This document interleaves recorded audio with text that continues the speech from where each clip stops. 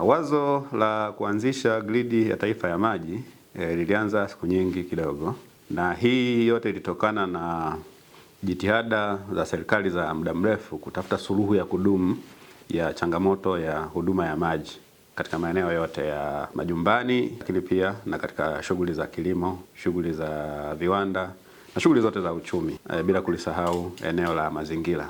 Dhana ya gridi ya taifa ya maji sio ngeni sana kwa upande wa Tanzania, kwa sababu tulianza kutekeleza miradi ya namna hiyo. Mfano, mradi wa Kahama Shinyanga. Mradi huo chanzo chake cha maji ni Ziwa Victoria na eneo lake ni pale Yelele, lakini unatoa maji Yelele unaleta Kahama, unaleta Shinyanga, na sasa hivi umekuwa extended, umeongezewa maeneo, unakuja mpaka Tabora. Kwa hiyo huo ni mmoja wapo wa mradi wa kitaifa. Mwingine ni wa Same Mwanga Korogwe. Ni mradi ambao unatoa maji katika bwawa la Nyumba ya Mungu, unapeleka maeneo ya Same Mwanga na utakuwa extended Korogwe.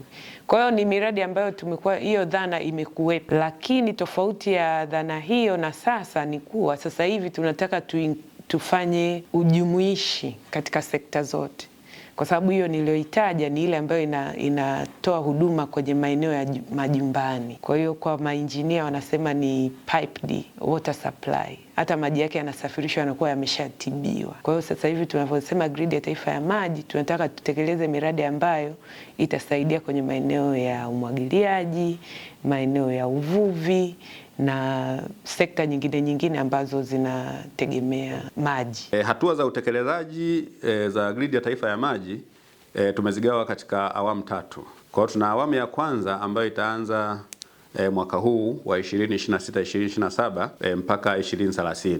Hatua hii tutajikita zaidi kwenye kukamilisha miradi ambayo tayari usanifu wake umeshafanyika, ambayo itakuwa ni sehemu ya gridi, lakini pia kuanza usanifu na taftishi mbalimbali za maeneo mengine ambayo yamebainishwa kuwa sehemu ya huu mtandao. Kwa sehemu kubwa tutajikita kwenye hilo eneo ili ifikapo 2030 swala la maji kwa ajili ya shughuli za majumbani tu tumefikia 100%. Hiyo ndo target kwa maana ya lengo kuu katika kipindi hiki, lakini pia kukamilisha sasa taratibu za kuanza ujenzi wa miradi ile inayohusisha shughuli za kiuchumi. Kipindi cha pili kitakuwa ni kuanzia mwaka 2030 mpaka 2040. Hapo ndo uwekezaji mkubwa sasa kwenye miradi ambayo itakuwa inasafirisha maji kwenye mitaro ya wazi kwa ajili ya shughuli za kiuchumi, kilimo cha umwagiliaji, viwanda na shughuli zingine. Miradi mikubwa itatekelezwa hapo mingi katika hicho kipindi, maana sanifu zake zitakuwa tayari zimekamilika katika hiki kipindi cha awamu ya kwanza. Awamu ya tatu itakuwa ni kuunganisha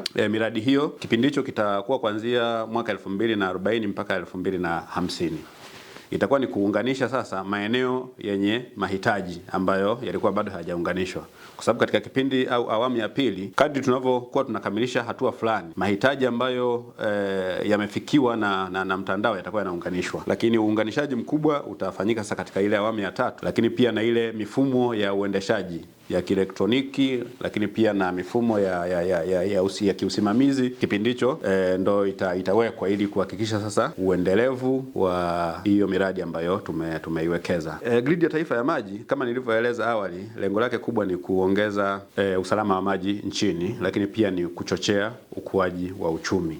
Yapo matokeo mengi ambayo tunayatarajia kutokana na kutekeleza hii gridi ya taifa ya maji itakapokamilika. Tokeo la kwanza kabisa ni kwamba tunalenga kutokuwa na changamoto ya maji nchini katika maeneo yote, hata yale ambayo hayana vyanzo vya uhakika vya maji katika maeneo husika. Ina maana gridi ya taifa ya maji itafikisha maji katika maeneo yote nchini. Hiyo ndio faida namba moja. Lakini faida namba mbili, gridi ya taifa ya maji itakuwa ni moja ya kichocheo muhimu cha shughuli za kiuchumi kwenye sekta ambazo zimetajwa za kimageuzi kwenye dira ya taifa ya maendeleo. Maji tutakayoyafikisha kwenye hizo sekta yatachochea ukuaji wa uchumi, lakini pia yatakuwa ni catalyst au chachu ya shughuli zao za kiutekelezaji katika sekta husika. Historia inaonyesha kuwa kwa Tanzania sasa wanawake na watoto ndio ambao wanatumika zaidi kwenye kutafuta maji kwa ajili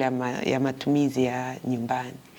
Kwa hiyo tukiwa na uhakika wa maji, ambapo ni matokeo ya kutekeleza gridi ya taifa ya maji, tunategemea kwamba mojawapo ya impact itakayoletwa na utekelezaji wa programu hii ni kuwa wanawake na watoto watapata auheni ya kwenda kutafuta maji umbali mrefu.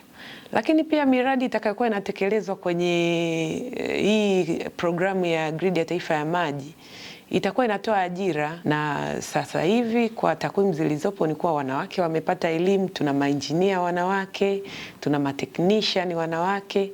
Tunategemea wakati wa uundaji wa miradi tutaweka viashiria vya kuhusiana na jinsia, na tutafuatilia namna ambavyo jinsia imezingatiwa katika utekelezaji wa miradi iliyopo katika gridi ya taifa ya maji na miradi mingine iliyoko kwenye programu mbalimbali katika sekta ya maji.